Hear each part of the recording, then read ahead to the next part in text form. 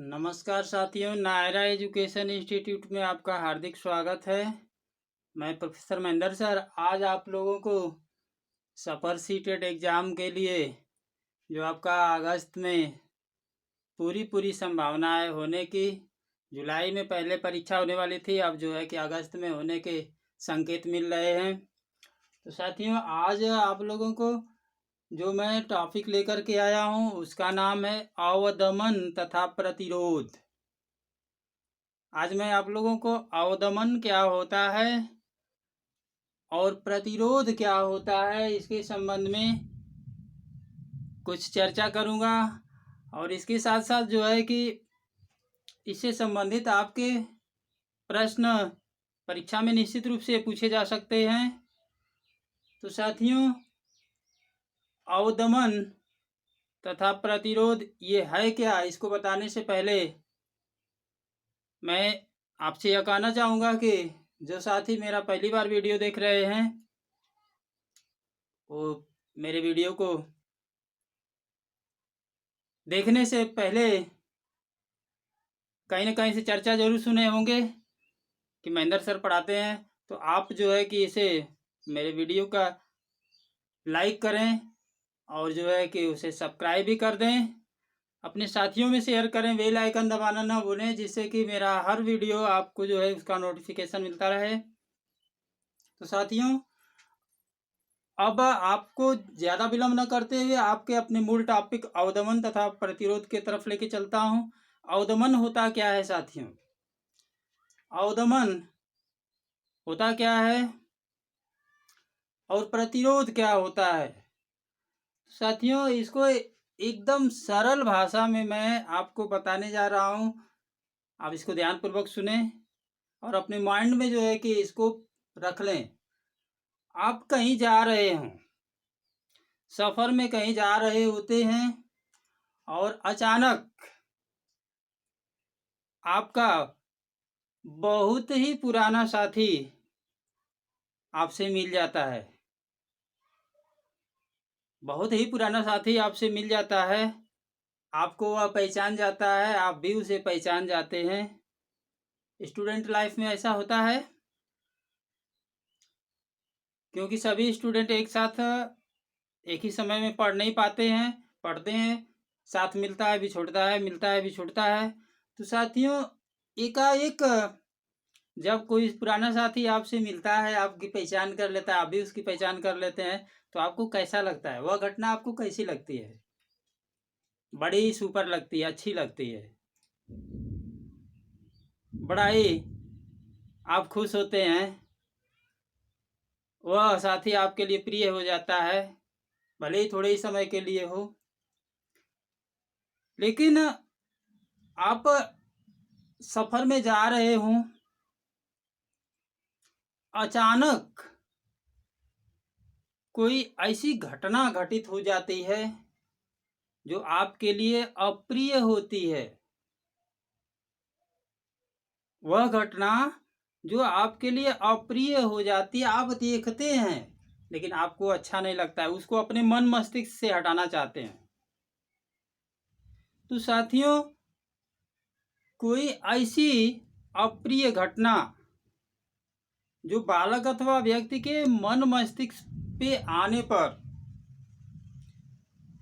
बालक अथवा व्यक्ति के मन मस्तिष्क पर आती है और उसको अचेतन मन में, चेतन मन से अचेतन मन में उसको दमित करना चाहता है, उसे छिपाना चाहता है, उसे भूलना चाहता है। तो साथियों, इसके लिए जो वह क्रिया होती है, इसके लिए जो वह बालक अथवा व्यक्ति क्रिया करता है, वही अवदमन कहलाता है। कैसा रहा अवदमन? किसी बालक अथवा व्यक्ति के लिए वह अप्रिय घटना जो चेतन मन से और चेतन मन में दमित करने के लिए क्रिया की जाती है, वह बालक अथवा व्यक्ति चेतन मन से हटा करके अचेतन मन में ले जाना चाहता है, उसी क्रिया को साथियों क्या कहते हैं? अवदमन कहते हैं। हम आगे चलते हैं। प्रतिरोध। प्रतिरोध ये क्या है भाई? प्रतिरोध, प्रतिरोध का आशय है रुकावट डालना, रोकने का प्रयास करना। साथियों, आप जैसा अभी अप्रिय घटना की बात सुन रहे हैं, जिसके कारण आप अवदमन को समझा, इसी के अकॉर्डिंग मैं आपको प्रतिरोध को बताना चाहूँगा कि जब कोई व्यक्ति के समक्ष अप्रिय घटना घटती है तो फिर वह घटना वो चाहता नहीं है कि वह उसके मन मस्तिष्क पे छाई रहे। साथियों, उसको अचेतन मन में ले जाकर के दमित करना चाहता है, उस घटना को समाप्त करना चाहता है, दबाना चाहता है, लेकिन वह घटना पुनः उसको जो है क्या करती है? याद दिलाने लगती है, फिर वापस आ जाती है, भूल नहीं पा रहा होता है। तो इसके लिए जो उसके द्वारा किया गया प्रयास होता है कि वह घटना उसके अचेतन मन में चली जाए, वह दमित हो जाए, इसके लिए जो की गई क्रिया होती है उसे हम प्रतिरोध कहते हैं। उसको रोकने का प्रयास करता है, वह घटना उसे पुनः याद दिलाने का कार्य करती है, लेकिन बालक अथवा व्यक्ति उस घटना को अपनी यादाश्त से बाहर, उसको अचेतन मन में ले जाना चाहता है। इसी क्रिया को साथियों प्रतिरोध कहते हैं। तो आपका क्लियर हो गया अवदमन किसे कहते हैं और प्रतिरोध किसे कहते हैं। अवदमन में बताया गया साथियों, किसी अप्रिय घटना को चेतन मन से अचेतन मन में ले जाकर के उसे दमित करने का सिलसिला बताया गया है कि उसे दमित कर दिया जाए।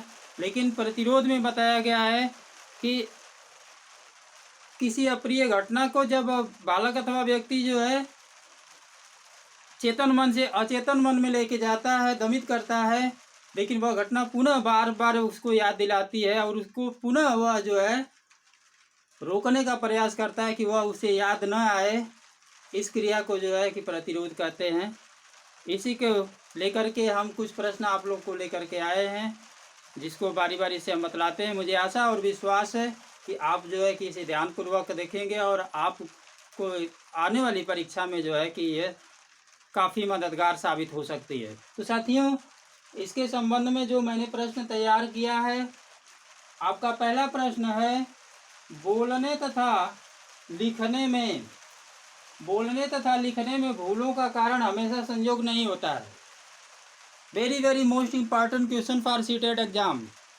बोलने तथा लिखने में भूलों का कारण हमेशा संयोग नहीं होता है, बल्कि ये भूलें जो होती हैं अचेतन मन में दमित इच्छाओं के हस्तक्षेप के कारण होती हैं।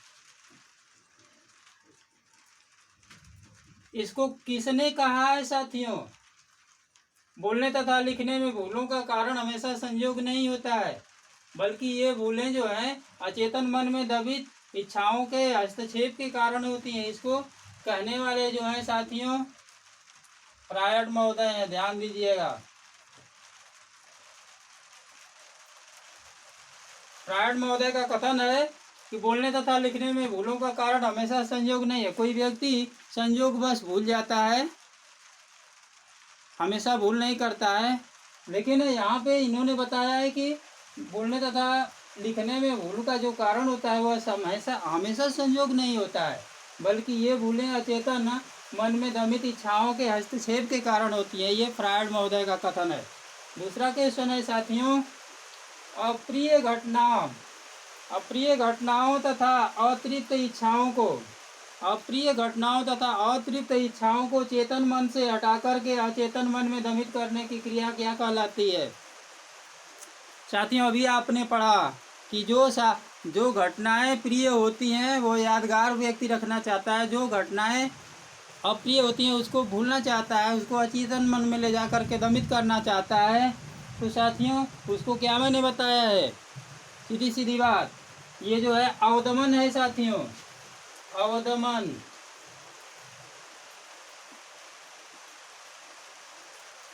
ये अवदमन है। अगला क्वेश्चन, अवदमन की क्रिया के परिणाम स्वरूप, अवदमन की क्रिया के परिणाम स्वरूप अचेतन मन में की गई जो घटनाएं होती हैं उसे पुनः चेतन मन में आने का प्रयास करती हैं। जो घटना अप्रिय होती है उसको बालक अथवा व्यक्ति भूलना चाहता है, लेकिन फिर वह आने का प्रयास करती हैं, परंतु जब व्यक्ति इनको चेतन मन में आने से रोकने का प्रयास करता है कि ये जो है कि हमें यादगार न बनी रहे, भूल जाए, अचेतन मन में चली जाए, तो इसको जब चेतन मन में आने से बालक अथवा व्यक्ति रोकने का प्रयास करता है तो उसे क्या बताया गया है, तो साथियों उसे ही जो है हमने आप लोगों को बताया कि उसे प्रतिरोध बताया गया, प्रतिरोध।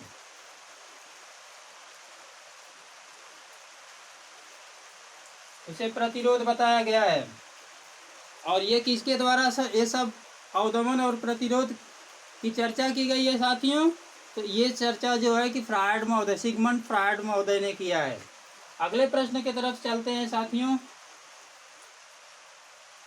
फ्रायड ने व्यक्तित्व के संगठन में 3 तत्वों को महत्वपूर्ण स्थान दिया है। फ्रायड महोदय ने व्यक्तित्व के संगठन में 3 तत्वों को महत्वपूर्ण स्थान दिया है। ये हैं ऐसे प्रश्न पूछा जा सकता है, तो हम तीनों तत्वों को बता देते हैं, इसको जान लीजिए साथियों। इसका नाम है, ये जो तीनों तत्व हैं इसका नाम है ईड, ईगो और सुपर ईगो।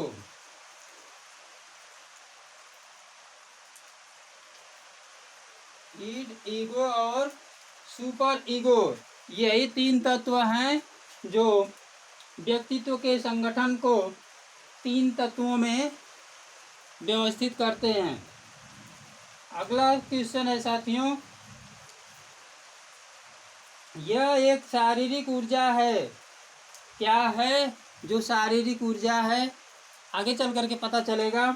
यह एक शारीरिक ऊर्जा है जो जीवन को गतिशील बनाए रखने में सहायक है। यह एक शारीरिक ऊर्जा है जो जीवन को गतिशील बनाए रखने में सहायक है, और यह सुख सिद्धांत पर आधारित है। वह क्या है जो शारीरिक ऊर्जा है और जीवन को गतिशील बनाए रखने में सहायक है, और यह सुख सिद्धांत पर आधारित है, इसे क्या बताया गया है, तो साथियों इसे जो है ईट बताया गया है, जिसको हिंदी में ईदम, ईदम की संज्ञा दी गई है, ईदम। अगला क्वेश्चन है साथियों,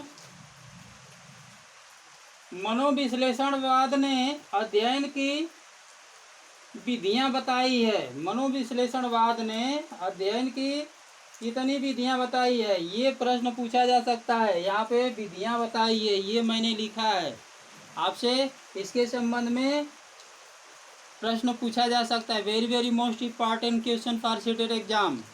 तो मनोविश्लेषणवाद ने, ये मनोविश्लेषणवाद किसके द्वारा प्रतिपादित किया गया है, इसके जनक कौन है। मनोविश्लेषणवाद साथियों फ्रायड महोदय का है, सिगमंड फ्रायड, और इन्होंने अध्ययन के लिए मुख्य रूप से 2 विधियां बताई हैं साथियों। मैंने उत्तर ही दे दिया आप लोगों को, 2 विधियां बताई है, और ये दोनों विधि हैं स्वतंत्र साहचर्य विधि और स्वप्न विश्लेषण विधि। तो कंफर्म हो गया साथियों, तो ये ऑप्शन सी उत्तर सही है। मनोविश्लेषणवाद ने अध्ययन की 2 विधियां बताई हैं। आपसे प्रश्न पूछा जा सकता कितनी विधियां बताई हैं, तो 2 विधियां बताई हैं। अगर ऐसे प्रश्न कर दिया कि मनोविश्लेषणवाद ने अध्ययन की विधियां बताई हैं, स्वतंत्र साहचर्य विधि, स्वप्न विश्लेषण विधि, उपरोक्त दोनों इनमें से कोई नहीं, तो ये दोनों विधियां बताई हैं साथियों। नेक्स्ट क्वेश्चन, आज के वीडियो का लास्ट क्वेश्चन है साथियों, मन जो है त्रिकोण युद्ध स्थल है। मन को त्रिकोण युद्ध स्थल बताया गया है, व्यक्तित्व को त्रिकोण युद्ध स्थल बताया गया है। यह कथन किसके द्वारा कहा गया है साथियों? 4 ऑप्शन है, रास है, रूसो है, फ्रायड है और ये सभी है। कौन सा शिक्षा शास्त्री मनोवैज्ञानिक है? तो साथियों इसको बताने वाले जो है फ्रायड महोदय हैं। तो आज के वीडियो में साथियों आज आपने बहुत ही महत्वपूर्ण टॉपिक आपके समक्ष प्रस्तुत हुआ है, जिसका नाम है अवदमन तथा प्रतिरोध, जिसमें बताया गया है कि बोलने तथा लिखने में भूलों के कारण हमेशा संयोग नहीं होता है, बल्कि ये भूलें जो है अचेतन मन में दमित इच्छाओं के हस्तक्षेप के कारण होती है, ऐसा फ्रायड महोदय ने बताया है। दूसरे क्वेश्चन में अप्रिय घटनाओं तथा अतिरिक्त इच्छाओं को चेतन मन से हटाकर अचेतन मन में दमित करने की जो क्रिया है वह अवदमन कहलाती है। नेक्स्ट है अवदमन की क्रिया के परिणाम स्वरूप अचेतन मन में गई घटनाएं पुनः जब चेतन मन में आने का प्रयास करती हैं और जब व्यक्ति इनको पुनः चेतन मन में आने से रोकने का प्रयास करता है तो इसे फ्रायड महोदय के द्वारा प्रतिरोध कहा गया है। अगला क्वेश्चन है फ्रायड ने व्यक्तित्व के संगठन में 3 तत्वों को स्थान दिया है। ये हैं इदम, अहम और पराहम, जिसे अंग्रेजी में इड, ईगो और सुपर ईगो के नाम से जाना जाता है। अगला क्वेश्चन, यह एक शारीरिक ऊर्जा है जो जीवन को गतिशील बनाए रखने में सहायक होती है। यह सुख के सिद्धांत पर आधारित है। साथियों पूछा जा सकता है सुख के सिद्धांत पर आधारित है, क्वेश्चन आपसे बन सकता है कि सुख के सिद्धांत पर आधारित है इदम, अहम, परा, अहम, उपरोक्त सभी। तो इसका उत्तर सीधे सीधे आप दीजिएगा कि सुख के सिद्धांत पर जो आधारित है उसे इदम बताया गया है, अंग्रेजी में इड बताया गया है। अगला क्वेश्चन, मनोविश्लेषणवाद ने अध्ययन की 2 विधियां बताई हैं, जिसके नाम हैं आपका स्वतंत्र साहचर्य विधि और स्वप्न विश्लेषण विधि। लास्ट क्वेश्चन, मन को जो है त्रिकोण युद्ध स्थल बताने वाले जो हैं उनके नाम है सिगमंड फ्रायड महोदय। तो साथियों आज आपने जो मेरा वीडियो देखा, बहुत बहुत आप सभी लोगों को धन्यवाद। आप अपनी तैयारी को बनाए रखें, परीक्षा आपके सर पर मंडरा रही है। जैसे ही डेट फिक्स हो जाएगा आपकी परीक्षा होना एकदम निश्चित है। और वीकली जो है कि वीडियो को दोहराते रहें, जिससे कि आपको किसी भी प्रकार के भूलें न हो और आप परीक्षा में सफल हो सकें। अगले वीडियो के साथ हम जल्द ही प्रस्तुत होंगे। तब तक के लिए साथियों नमस्कार, जय हिंद।